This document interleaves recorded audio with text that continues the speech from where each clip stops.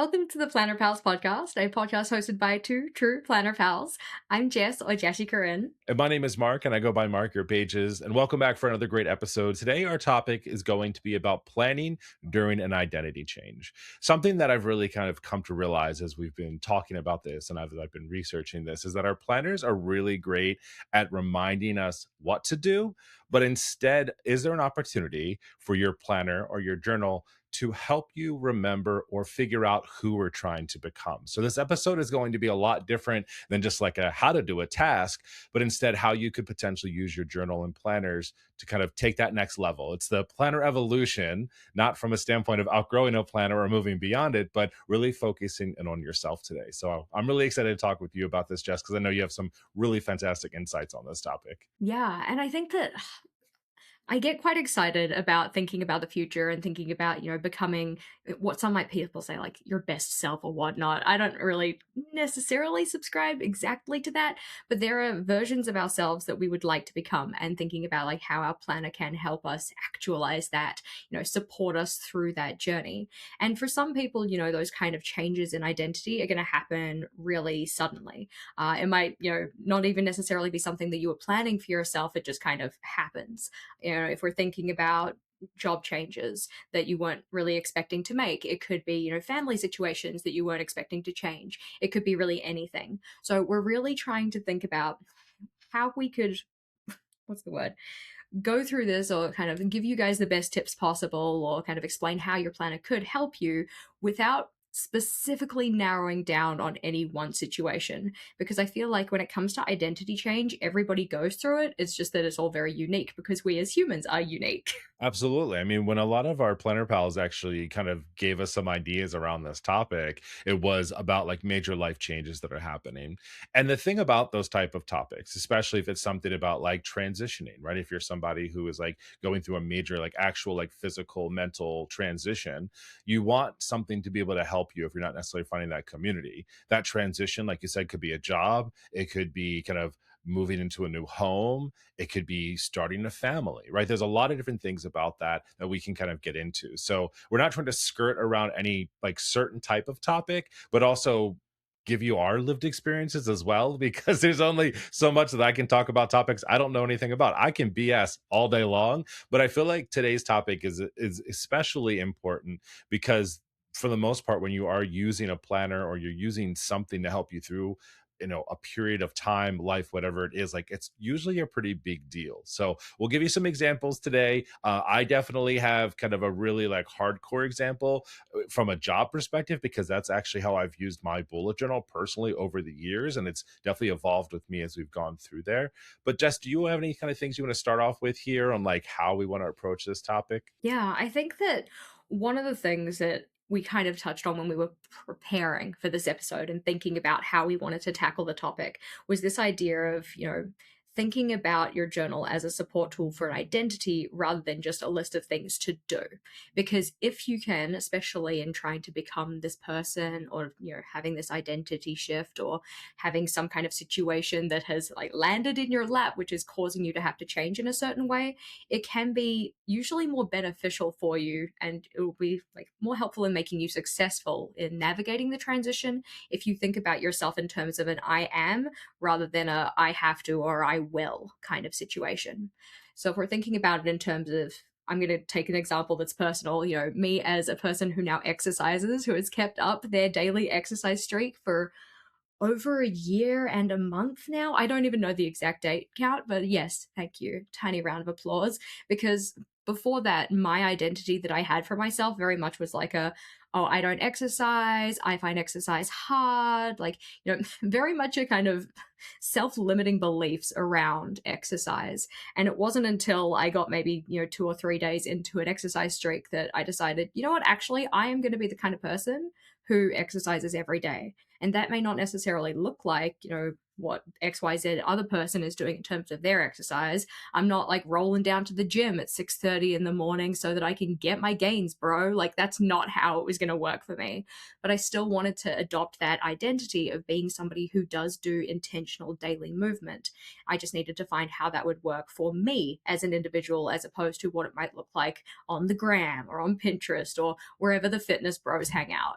I mean, they're all over the place. You get into the algorithm, suddenly you're like, I am a weakling and I am all of this. But you make a fantastic point there, right? Is that this idea of like this identity based planning versus outcome based planning? I think that's like the biggest thing that really kind of I had my moment as we were researching this topic was exactly that. Like, how do I plan for the person that I want to become versus like organizing around that idea? Because I think that's where we start to kind of get down. I mean, if we used your workout example there, right? It's this idea of like, what does a person who exercises, what do they do? Right. And I think it's like some of it's very straightforward, right? It's like, I think in most of our minds, we're thinking, go to the gym for this amount of time, do this many reps, run for this far. When really, a person who exercises, what do? They make time to exercise. It's not about the how much or how many or all of those types of things. I think eventually, yes, that's a part of the planning part. But like the very first step in like that identity change of moving there is just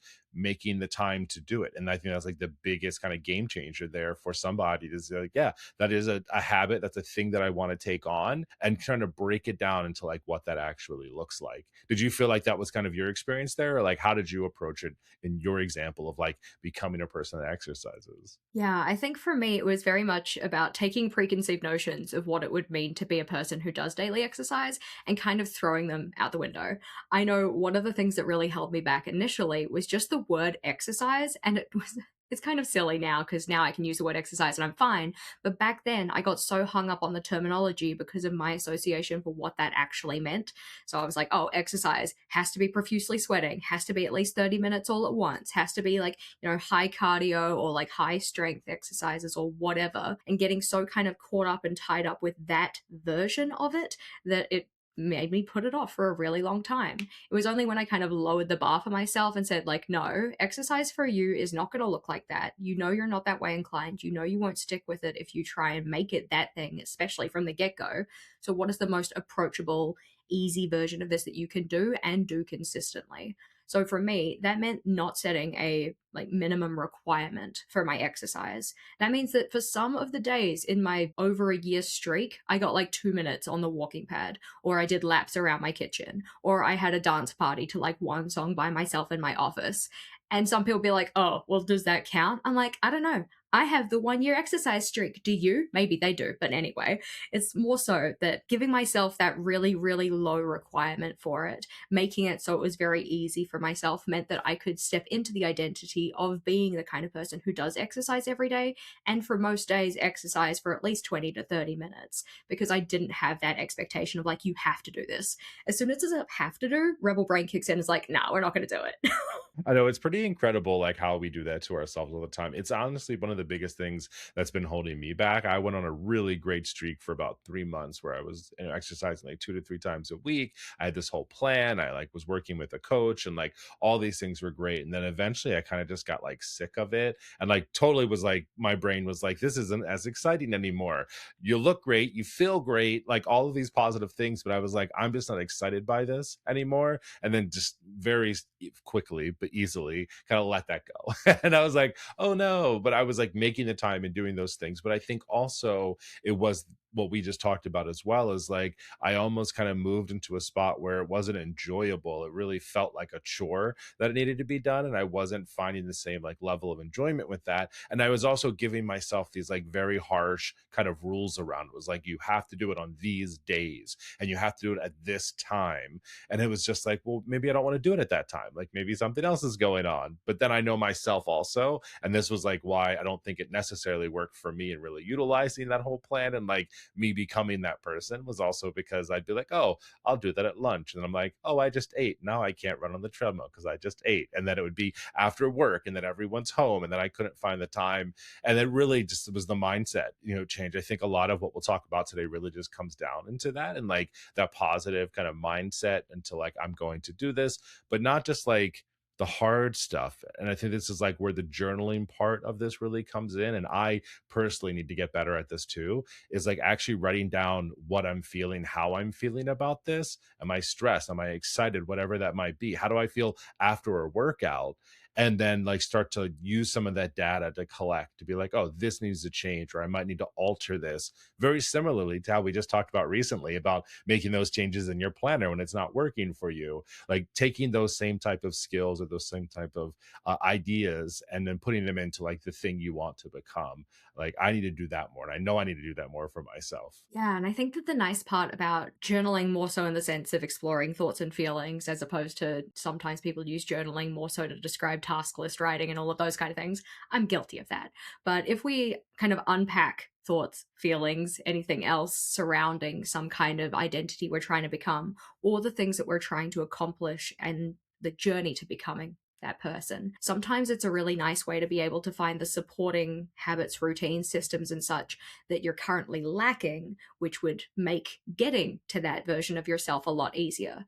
So if we think about it in terms of that exercise example, you might find that you're doing some journaling around your exercise and you're like, oh, I put my exercise slot at the first thing of the day so that then I can get it out of the way. But because it's the first thing I'm supposed to do in the morning, I don't want to get up in the morning. So I just procrastinate to the point of not being able to like actually make time for it. So in that case, you've uncovered a problem for yourself. Maybe there's a difference that you need to like set up, or some kind of like change you need to make in how you approach it to make it so it actually gets done. Maybe you're not the kind of person who eat the frog is actually going to work. Doing the hardest thing of the day is the first thing. Maybe you need to be the eat the ice cream person. Maybe you need to ease into your day, build some momentum with stuff that is easier or more fun, or just like not going to be so much of a challenge for first thing in the morning you. I know that when I was kind of establishing my quarter two from this year, my quarter two system for how I was going to tackle my exercise goal, I had previously been doing it in the morning, but I had started finding myself not getting out of bed, procrastinating, getting a late start on my day because that first thing I had to do was exercise and I didn't want to get out of bed for it. So instead, I ended up putting it into my mid afternoon slot when I was having a mental energy slump anyway. So it's like, you're not doing your best work at your computer, you might as well go and do some physical work so that the body gets some movement. But that system worked so much better because of it. And it means that I didn't have that first kind of like eat the frog task to do at the start of the day. So getting up was a little easier, at least before we got into winter, because now everything is freezing and I just don't want to get out of bed full stop. At least doing kind of some unpacking around that means that you can find things that will support you in becoming the person you want to be, or like, with that identity shift. I think one of the biggest things for me around this topic has definitely been kind of getting out of my comfort zone when it comes to like how I use my planner. So like my idea and kind of my mind shift thing for me personally was, and how I use my journal for this too. I think most of my experience comes from this, is around work, right? I've said it a bazillion times. I use my bullet journal for work. I use my planners for work. That's where it makes the most sense in my life. And for me, the biggest change happened when I went from being an individual contributor and moving into leadership, because I had used my journal specifically for all of those kind of task based things for so long that when I was like, oh, I need to shift my mindset here into managing people and what do they need versus what I need, I find myself often kind of reverting back to the old self because it was comfortable. It was easy. It was the thing I've been doing for years beforehand. And I think that's like one of the biggest things that I never really paid attention to. I did a lot of like reflection as was thinking about this topic and was like, okay, well, what did that look like for me? So it was like, okay, I wish to set up my bullet journal every single week. Is also why the size of my journal has also changed so significantly over the years. So like when I very first started bullet journaling, I was an A5 kid all day for one, two, three, four, five, six or seven bullet journals, right? And then I was getting into leadership, and suddenly, I was going through like two or three journals, A5 size journals a year, and that felt like a lot to me for some reason. Now I'm like, who gives a crap? But I was like, okay, let's try square, right? Or let's try B5 because I could fit more into that year because my year also feels very contained by like a calendar year. And I was like, okay, great. Well, that makes a lot more sense because suddenly my collection pages around like my one-on-one that I had with my boss and my personal individual contributor one went from one page to having 7 direct reports. So now instead of focusing on just me and what I needed, I had 7 other collection pages for those individuals. And then I had to shift my mindset into not what did I need from them, but what did they need from me? And like that was just like kind of the first step into it. I have some other examples too we'll talk about, but I think that was kind of like the biggest aha moment for me of like, oh, this isn't just a new version of what I've already been doing. Like it's a complete mindset change on how I even do that because my bullet journal, yes, is still serving me, but I'm also now serving other people as a manager. And that really changed kind of my general outlook at usage of my journal. Yeah, it can be quite interesting when the way that you've been setting up your planner system or using your journals or whatnot, like it really did serve you, but now something has kind of, come in, some change, maybe an identity shift or whatnot, and now you have to do things differently. I know, for instance, for me, in coming like from teaching to no longer teaching, it's like, cool, all of those term plans you made, those topic plans, like we don't need those anymore, so we can get rid of those. But also, if we think about it, like I know one particular type of layout that I have been requested more than anything else, I swear, in the time I've had my channel is some kind of chronic illness tracker. And I've kind of put it off. I kind of like talked about it a little bit because in my mind, I'm like, if you have a chronic illness tracker, it would just be a habit tracker, just done for symptoms as opposed to for habits. So you're checking off when something does or doesn't happen. So I'm like, does it need its own video? I don't know. People keep asking for it, so maybe. But thinking about that, if you got some kind of diagnosis where you then are expected to keep track of your symptoms or track of your medications or anything like that, then that could be something that you're now adding into your planner that you don't have established routines around using. So there could be kind of a period of not only trying to figure out the best layout to track that information for you personally, but also so that you can use the information after the fact. Like we don't want to just be easy to fill in, we want it to be easy to use, and then also making sure that it's going to be helpful for other people looking in, in the expectation that this would be the kind of information that maybe you'd want to share with your doctor or like healthcare professional or whatnot. It needs to be not necessarily decipherable by them because you're not just going to give it to them and like walk off, but something that they can make use of as well.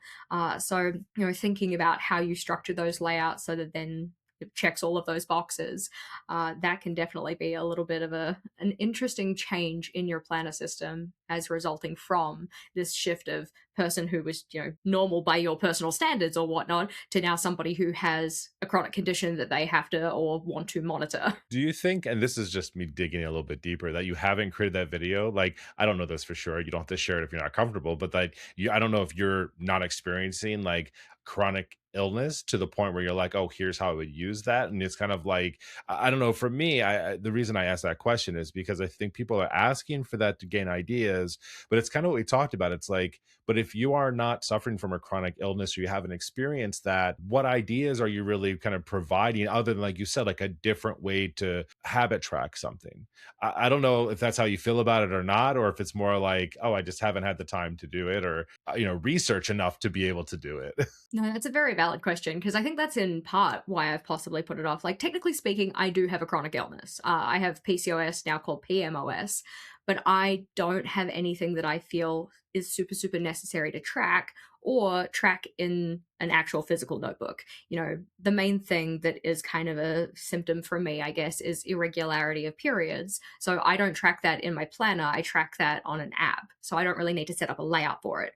The other symptoms I have, I don't want to track. I mean, sure, I put down every time I need to go and get my face waxed into my planner, but like, that's not like a fun symptom. It's like, yes, I noted hair growth today. I look like a mole man, like whatever. But I do find those, like, because obviously, like, I have my chronic condition and I have my set of symptoms and such, and I have my systems to manage them, I feel like it would be quite challenging to put forward a video that's like, oh, hey, here's how you track your chronic condition. But first of all, there are so many different chronic conditions, so many different varieties in terms of symptoms, in terms of what people actually would want to track, need to track, how tracking would work best for them. Like, I don't know, maybe there's a chronic condition where they need to like specifically track like the mass or volume of something, whereas I don't have that for my chronic condition. All I really feel compelled to track is like, did you bleed today? No, it's been 7 weeks. Is it going to show up? Who knows? Kind of a thing. I swear to good Lord. Like, it was kind of nice going from where my PCOS was giving me a period every 2 weeks to one where it was giving me one every 5 weeks, in the sense of like, oh yeah, less bleeding in general, I guess.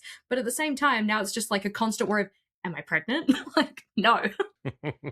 Yeah, then you're like, oh, grocery list, more pregnancy tests just in case.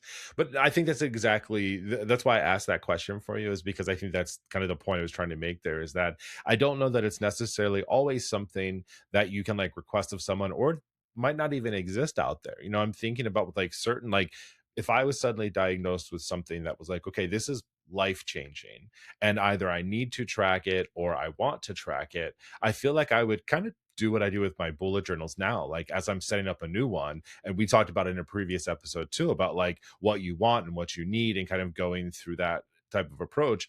But similar to kind of like piece those two things together, we talked about is like, but also your journal now is serving two people, right? And in the case that you kind of gave that example, is like if this is information you're sharing with a healthcare professional and you're also keeping this for yourself, then suddenly, like you said, you're not handing over your notebook and like they're looking through your handwriting to figure it out, but you essentially have set up something that says like, here's how I was feeling after a certain treatment or after a certain surgery or something like that, maybe, if that's helpful.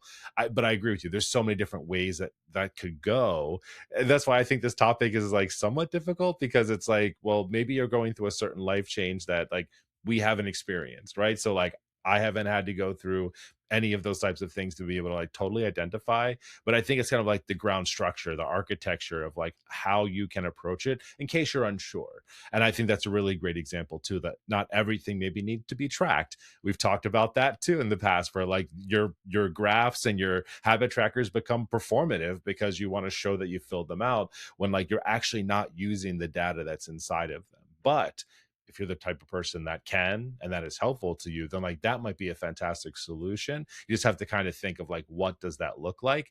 And I get excited about that. It's a weird thing to say, like, oh, I get excited about negative side effects or things like that. But the idea of like visually problem solving for something, is something that's always been very interesting to me, that data visualization of something inside of a notebook, especially when it's done by hand, especially when you're using cool stationery.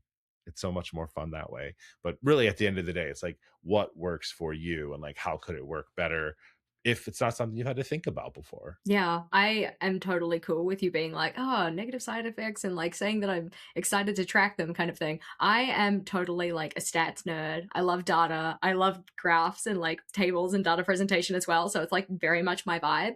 But also, I feel like because of that, there is always the risk of over tracking or over complicating a system that could be a lot more straightforward and simple. And I feel like in some cases, for some people, some like symptom kind of trackers would probably end up that way, because it's like, oh, okay, well, here's every possible side effect and symptom under the sun. I'm going to put it in a mega table and track it across 3 month period and stuff, which could be very useful for some people. But if you've listed out a bunch of symptoms that you're never actually going to experience, or like, the likelihood of you experiencing them is very, very limited. So maybe there'd be an easier way for you to track that or whatnot. We want to make sure that if you're tracking anything, like obviously we've kind of gone into the territory of health related changes here, but anything you're tracking, you want to make sure that it is actually going to be something where you get value out of the information that you're bothering to record. Because if you're navigating a change of pretty much any type, you got other things to worry about. Like, you don't need to be like getting super anal in particular about whether your tracker is 100% filled in or set up just right or whatnot, when something that's a little bit more bare bones and really just kind of focuses on the things that you're most likely to experience or most troubled by in terms of like experiencing or whatnot. Let's just say that you had a medication where like the number one side effect of that is headaches and migraines or something. Then having a headache and migraine tracker could be pretty useful. If you as a human know that you're the kind of person who, when you get a headache, what likely follows is some kind of other ailment, then yeah, maybe putting that on the tracker as well kind of makes sense. But you don't need to go and research every single possible symptom under the sun and shove it into a tracker to completely overwhelm your tracking process. I also find that when it comes to tracking symptoms with medications, I always kind of shy away from looking up possible side effects, only because I feel like it can influence what I notice. And I'll be like, oh my God, my stomach does hurt. It's like, no, you're just hungry. Your stomach doesn't hurt. Just like calm down. You're imagining symptoms because you've gone and read up on the fact that you might experience this thing. I don't know. That might just be a me problem. I feel like some other people probably experience that too, but grains of salt. Well, I mean, it depends how you look at it. I mean, if this is a brand new diagnosis or a brand new life change, I think the first thing that so many of us do is jump to like searching out what that is. It's like, oh, I'm going through a life change. I'm about to get married. What are all of the possible things, right, that might be happening? Or I'm about to buy a home. Like that was something I had used a tracker for when we were looking for our home before we found this one way back when. But like this idea of like, okay, which ones are we looking at? What did we like? What didn't we like? And going through that. And then it's also like, oh, hey, when you do the inspection, here's the 100 bazillion things that could possibly go wrong with that. And you're just like writing them all down. And I remember going around another home before we got this one. And it was like, did we check this? Did we check this? And the guy was like, look, man, I'm a professional inspector. Like I've done this before. And it was one of those things of like going to like a psychiatrist and being like, well, I looked up on WebMD all of these things. And like you're like, cool, great, you did your research, but like I'm the professional here in doing that. So yes, there's definitely like a overdoing of those things and just a general research. But again, how you could use that information might just be like a journaling page on that, right? Here's what's going on. Here's the things that I'm going to be focusing on in here. Almost kind of like an intention part, right? Of like setting those intentions and then reflecting on that later on. That's something I definitely have moved away from, but enjoyed way back when. Like when I was a people leader, I used my like intention and reflection collection pages religiously. But now I just didn't feel like I really needed them as much because I've been in kind of the same role for a while. There isn't like any major life change. But my goodness, like when I went from like design leadership into design operations that I do now, oh, papers were flying everywhere. I had all this stuff I was saving, all the things I wanted to do, all these different pieces. And it was just like, okay, I wrote all that down. I created all these pages. I feel overwhelmed, So it was very much just the idea of like going too far with it up front versus this idea of like, well, what would a person in design operations need to focus on in the first 90 days? That mindset change of like really being intentional about how I was going to be approaching this next step and whatever that might be was incredibly important for me and something that I think that other people could utilize as well. Sometimes it's just like, okay, I've understand what this change is going to be. I've accepted the fact that this is going to be happening. You're choosing the tool in which you want to use to like take that on. So in this case, your planner or your notebook. And then I think it's that idea of like, okay, what does this need to be or what could this be as I'm moving into that? And I think that's again like a really important part of like any change, whatever. It's like almost like the steps that you go through of was it mourning or whatever it is, right? Like or acceptance and whatever it comes into. But like go through that, but like have something that you can really utilize as that. If you don't have someone else to talk to about it as well, I think having people to like express these things to is important, whether it's a mentor, a family friend, someone else that's going through a similar thing. The community of it all is really important, again, regardless of that change, but finding that is important, but also like finding a place to document that. There's so much stuff going through your brain when you're going through some type of a life change. I mean, there's so much. It's like brain dump page. What are all of my thoughts and feelings in one spot so I can sparse them out later? Yeah, I think that for some identity changes or life situation changes or whatnot, as planner people, we can sometimes get into this mindset of like, oh, I'll do this just in case. Like I will, do this research, set up all these layouts, set up all these trackers, set up all these checklists or whatever, just in case I need them so that future me has an easier time. But I almost feel that in some cases, it would be better to take a just in time kind of mindset. So rather than, preemptively saying like, oh, well, in this new role, I'm going to need XYZ. Well, through my move, I'm going to need ABC or, setting up all of this stuff. Instead, wait until a problem presents itself, hopefully early in the problem's presentation, as opposed to like, however many weeks down the track where you're a stress mess Jess or whatever, and then think about how to solve for that problem specifically. So if we think about, one of the instances of change, like you kind of just mentioned, that idea of house moving and looking for a new house and such. So one of the things that Vogel and I noted when we were going to open homes, we're still going to open homes right now. So like we're still like applying this, I suppose. But the thing that we would notice is that we'd get back in the car after going to the open home to our little digest of like, oh, what do we like? What do we didn't like? And we wouldn't remember all of the specifics that we were trying to look out for. So rather than just, dealing with that as a problem and it being a problem, we made a checklist that was on Notion just as a template. So every time we went to an open home, you can just refresh the checklist, get a new fresh template and literally walk around the house and check things off because those are the things we're specifically looking for.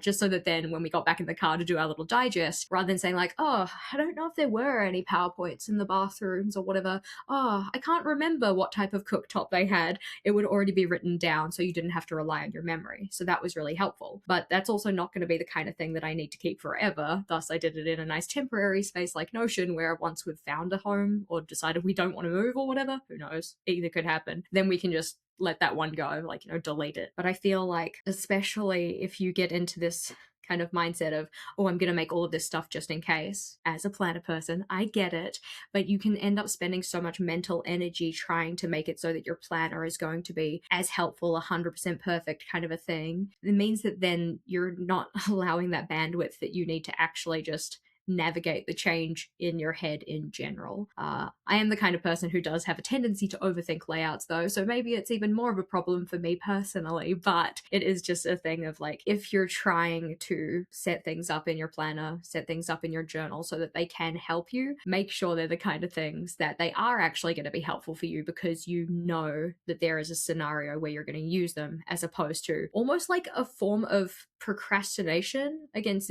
dealing with the life change in a way. It's like, oh, hey, well, I don't need to deal with this situation if I haven't set up my tracker to deal with the situation, kind of a thing. Yeah, I think it's this idea of like celebrating the evidence versus the perfection, right? Like the whole thing about kind of a personality, life change, identity change, or anything else like that is the idea that like you are becoming the thing that you intended for it to be, right? Or you are accomplishing kind of what you wanted to in that piece. And so I think like that's a really big part of it. Yeah, instead of worrying about like how perfect that tracker and everything was, using the information that came on that tracker, right? Are there certain things that are happening or not? Or again, when you talked about like chronic migraines and things like that, if you take a look back over the past few months of maybe taking a new medication or a new therapy or whatever that might be, take a look and see if you're seeing that improvement. And if you are, feel really good about it. Or if it's not quite working out for you, like being able to use that evidence and that information in a positive way for yourself, like that all is kind of the celebration that we should have about it. Because I'll be honest with you, like I remember again in my moment of like moving from individual contributor to that manager space, I hadn't done it before. So it felt like kind of like imposter syndrome, but like inside of your journal, right? This idea of like, oh, I'm trying to become this thing, or I'm taking on these activities or all of this, but like I'm not there yet. And you're just kind of like, well, what am I doing this for? It's like just remind yourself that you are doing it for a reason, right? You're doing that for yourself. And again, and I was thinking about this too. I know we've talked so much about like health and chronic things and life changes. This also could just be like, I want to be more creative, right? And like that's just sitting down and saying to myself, like, did I take time to create today? Did I take time today to just, write down my ideas? Like, say you wanted to become a writer, right? Like, okay, well, what does a writer do, right? What types of things would I have? What type of collection pages would a writer have? And doing that, like, it feels weird at first when you're trying to move into something like that. But after you do it for a while, suddenly it becomes second nature. Like recently, I'm on this like planner kick. I know I've been talking about like my little planner, Jess. If you've watched previous episodes, I've been talking about how like I'm moving into this like trifold thing, and I'm trying all these multiple journals. Recently, I've been seeing like a ton of information and like stuff about like Paper Republic, and now I'm like obsessed with like learning more about that. But there was a guy the other day in a video that I saw because they were asking people how they were using their journals, and he was like, I want to be a screenwriter. I want to direct movies. I want to write for, TV shows. And he was showing his journal, and he had all these books and ideas around anytime I have a new idea about whatever, I'm writing inside of this journal. As I'm developing a new story idea, I'm writing it down inside of this book. When I have this other thing that's going on, and I was like oddly like inspired by that, where I was just like, oh, that's so cool. Like he has something that he's trying to do, and he's utilizing his journal and his planner stack, or whatever the hell you call it when it's all inside of there, to accomplish that goal. And I was just like, that was really cool. And like, that's definitely like in the context that we're talking about today, like I'm pursuing a new career or a career after school, right? Like, hey, I'm looking into this. It's like more than just like I applied for 10 jobs today and I heard back from 0. Like that's a very sad tracker. But instead, like what am I doing to keep up those skills of the role that I want to move into, to ensure that the focus of this can very much be about getting that job? Can be definitely a collection page in here, but I don't know that like your entire journal should just be about not getting that job or trying to get that job, but also like how do I skill up in these areas to continue on ensuring that I'm sticking to like what I'm actually trying to move into? Because I feel like the new job tracker journal could get very sad after a while. And this is just not from recent personal experience, but from friends of mine that have lost their jobs in tech and they're like looking for jobs for like over a year. They're amazing individuals. Like I was thinking at one point, I was like, God, what would happen if that happened to me? Like, of course, I would set up a journal to track like where I applied and like all of these things and interviews.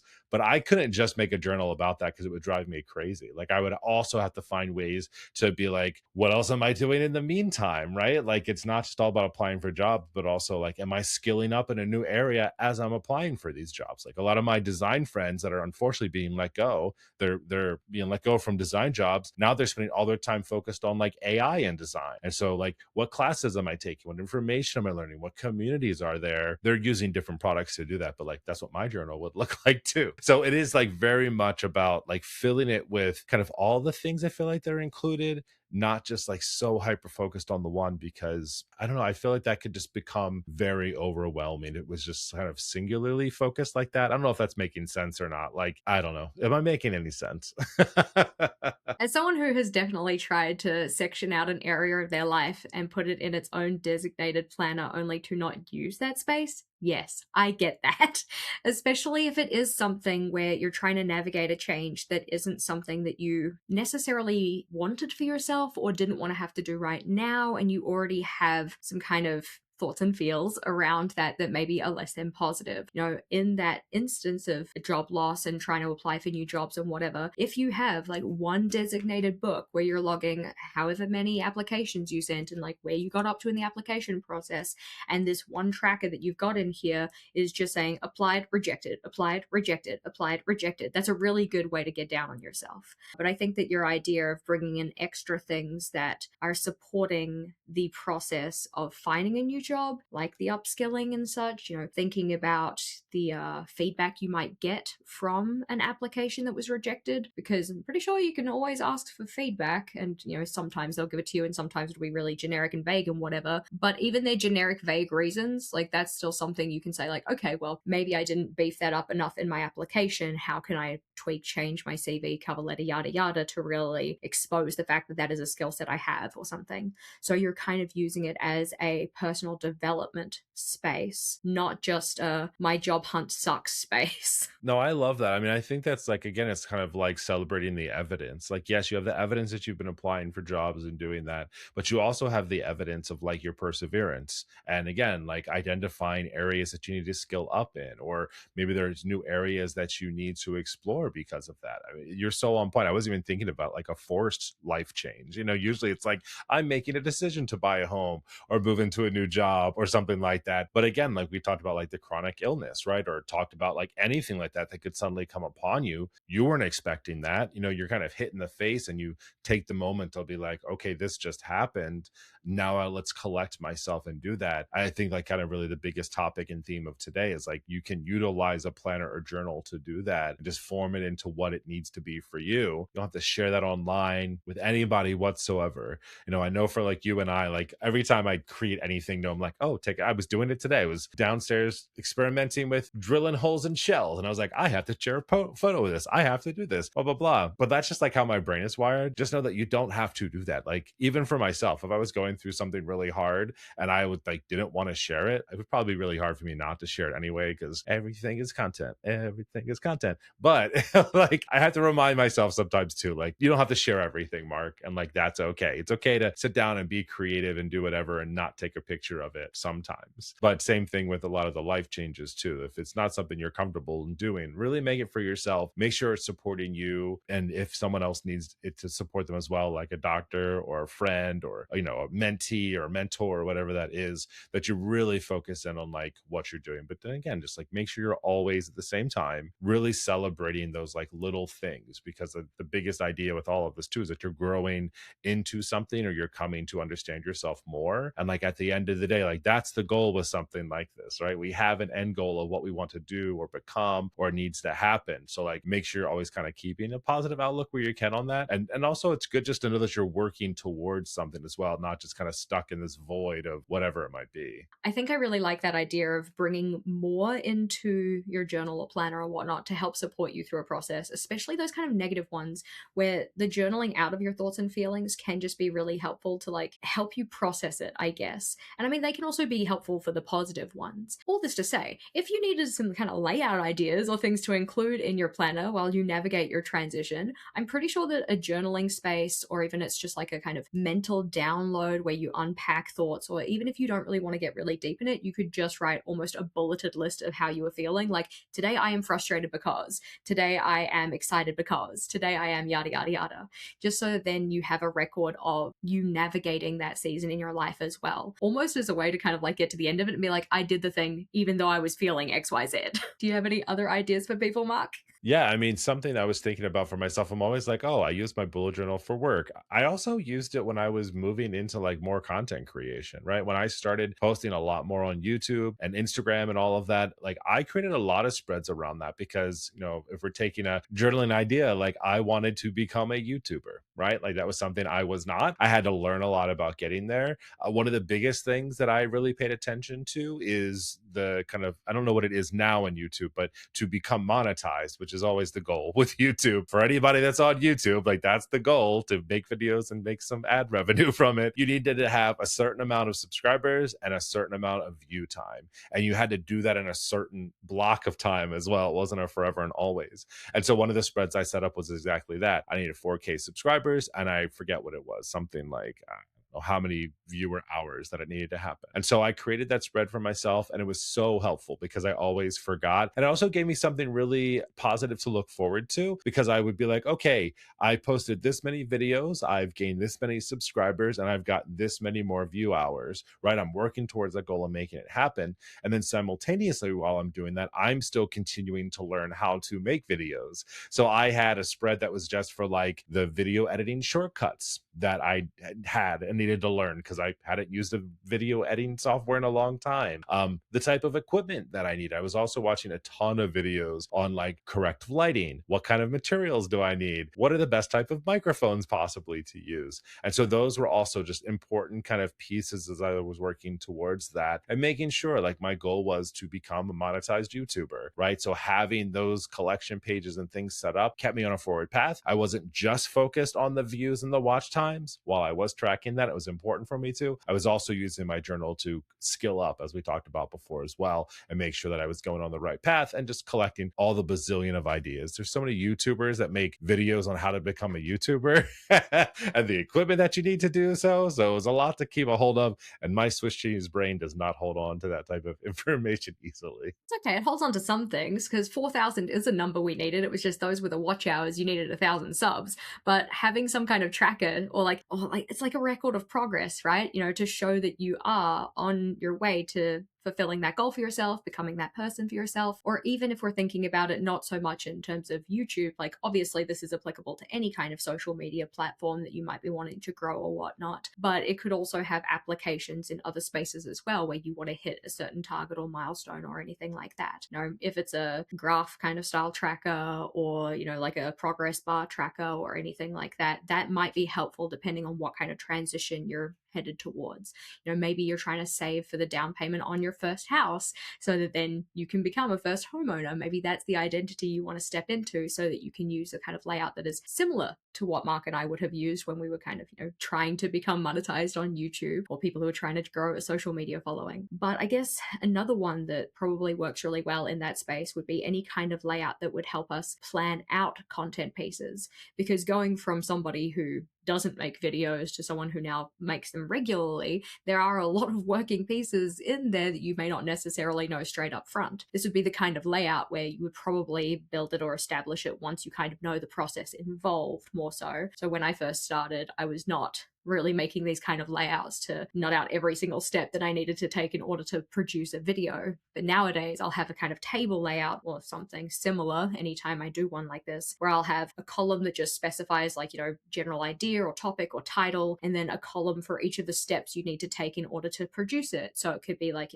title generation, thumbnail idea, scripting, actually fleshing out the scripted points so that they make sense, filming the thing, doing the first edits, doing the B-roll uploads, yada, yada, yada, yada, everything else. But you can also use a similar style of layout for other types of output as well. So if you're the kind of person who is stepping into a new role where you have to write a lot of reports or something, and the general kind of sequence of writing those reports is similar, like they have similar steps each time, but they may themselves be individualized reports, you could set up a similar kind of tracker or layout for yourself so that then you don't necessarily have to just start on one and work the whole way through before you start on the next one. You can keep track of where you're up to for any of those individual reports at any one time. No, I think having those are really important. I mean, even for myself, and it's the evolution of that as well. I did the same thing. I started in a notebook, and then I eventually moved into like a dedicated notebook, and then I moved it into a digital space because like you start to grow and evolve, and you start to learn too, right? Like there came a point where I didn't need my shortcuts part of my notebook anymore, so I took the tab out of it because I didn't need to refer to it as often, right, as I needed to. Or like you said with some of those other ones,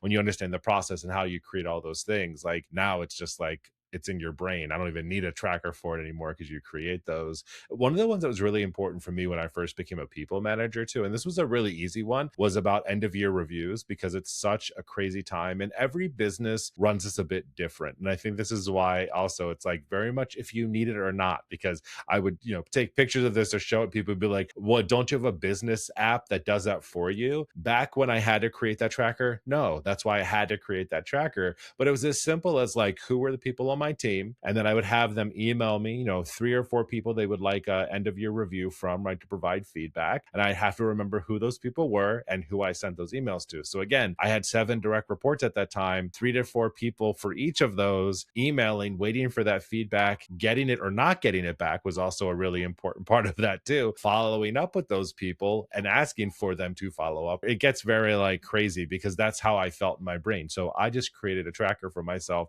So having that tracker essentially be like, hey, who are the people that we need to identify? I emailed those people to ask them to provide you with feedback by a certain date. Did I get it back or not? Did I have to remind them, or did we just have to forget about them because they clearly weren't doing it anyway? But making sure that I followed all of that, and as a new manager, knowing that it had to be done by a certain time was also really important. So like I had that in a spot during that period of the year. I was always looking at it, reminding myself, did I get these things done? So like I wasn't failing on that. And that is a tracker, that is a spread, that is the thing I never in my entire life ever needed for myself because it was only just for me. But suddenly now I'm responsible for a lot of other people. And that was just a good example of like a positive change of like, I want to be a UX design manager. Okay, what are the types of things that UX design managers have to do? In this case, it's any type of manager, but like doing end of year reviews and getting feedback is a part of that. And so it was just something that I had to kind of figure out as I went along. I thought about the problem I was trying to solve and created it, and it worked out really well. So it might be something for someone else. Like I didn't think that I would have to do that. Like that wasn't something that was in the new manager handbook that I was like, oh gosh, I have to think about that at the end of the year. But a very helpful one for me for sure. Yeah, I think that,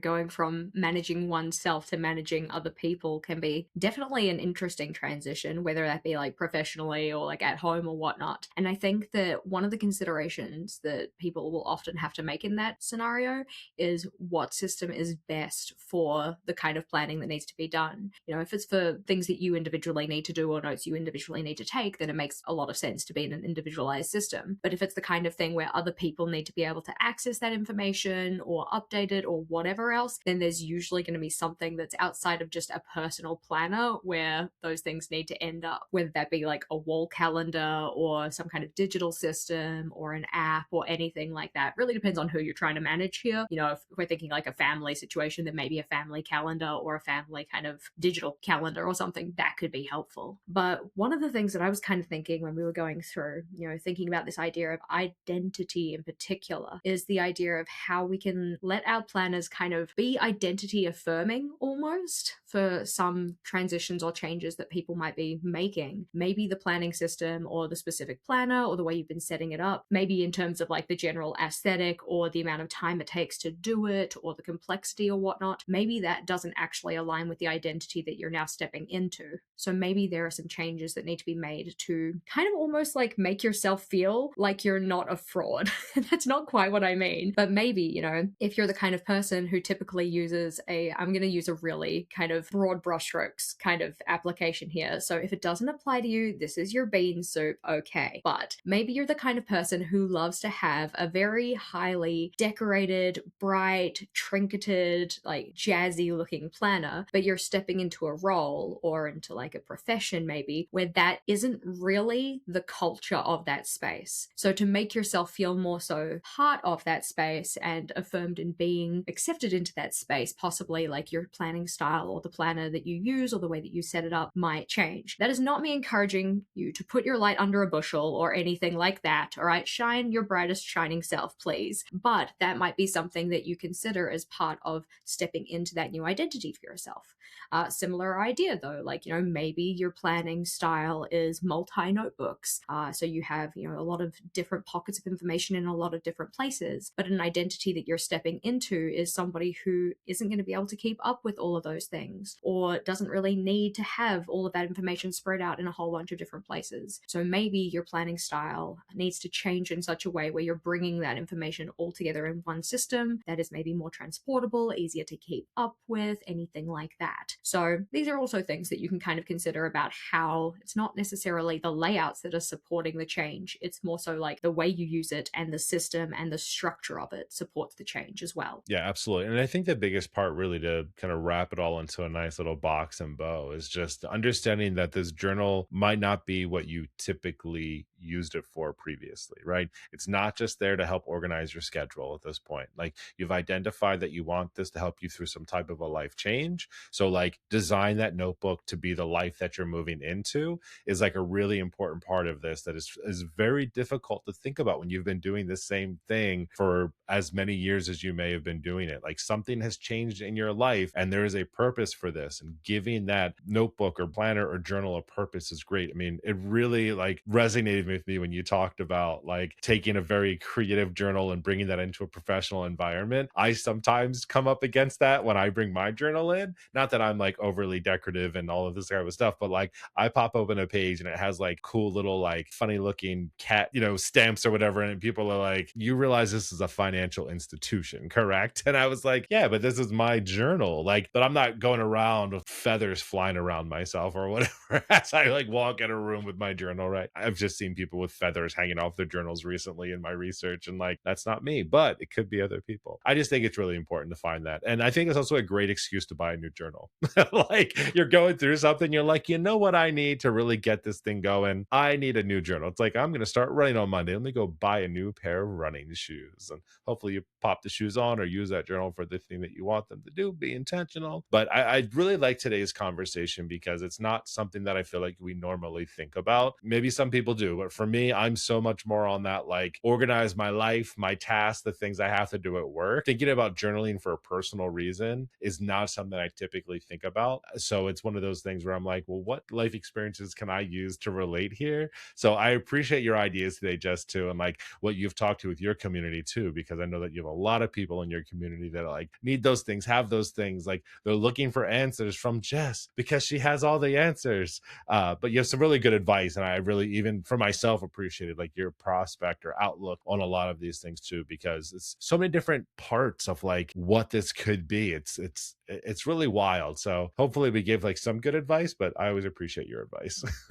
Well, I'm glad it's appreciated. I try to give it in earnest, but of course, Planner Pals, we would love your advice as well. So if you've ever used your journal or planner to navigate an identity change, how did that go for you? What did you do? What did you use? Let us know in the comments either on YouTube or on Spotify, or you can hit us up at plannerpalspodcast@gmail.com or over on Instagram at plannerpalspodcast. Always an amazing episode again, Jess. Thanks so much for your ideas, and Planner Pals, we cannot wait to hear about all of your really amazing ideas or needs inside of the comments, because we are a community in the comments. We Planner Pals, we stick together no matter where we go. But until next time, friends, we'll talk to you. See ya.